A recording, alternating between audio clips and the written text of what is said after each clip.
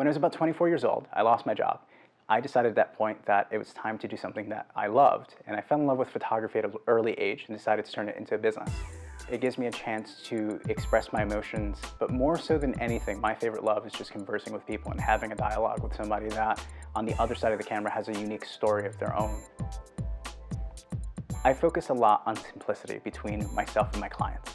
That involves simplicity in lighting, simplicity in camera choice, simplicity in everything. I love to be able to replicate the simplicity of the Renaissance period. I love looking at old paintings and figuring out that it's generally just one light and it's attention to detail. It's looking at a person's form and figure and anatomy in a certain way. One of my favorite images is of a male subject that has curly wild hair, and that specific image is actually a homage to the creation of Adam. So if you look at the two poses set together, they're very much the same, and that wasn't an accident. Those are the things that I'm looking for in accentuating pose. So I'm creating simplicity, but I'm also giving attention to the masters of art. I was recently hired by a client to reproduce images and lighting used by other people in commercial sets. Now, most commercial budgets are generally in six figures, and I don't get a chance to have six figures on set all the time. And it's shot with a single speed light that cost me about $200 and a small modifier that cost me about $100. So for $300, I was able to recreate the lighting used on a commercial set at six figures. There are many times that things just don't go my way on set. And this image is one of those times that I was able to get a little gem out of a lot of dirt.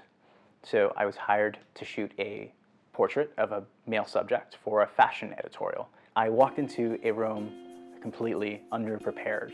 I was expecting most of my equipment to be there, and unfortunately my equipment wasn't there. And you kind of have to just deal with those situations.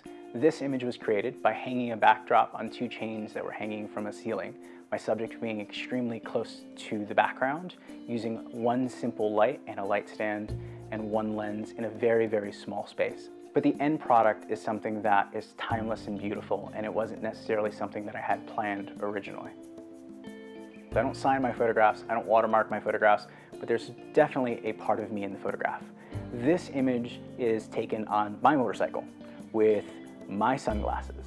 Now, the reason that's important to me is because I kind of live vicariously through my subjects in a variety of different ways. When I'm photographing someone, I don't look at them as another person certain times. I look at them as an embodiment of myself. How would I want to be photographed if I was in that position? And I look at myself through their eyes and photograph them in that manner.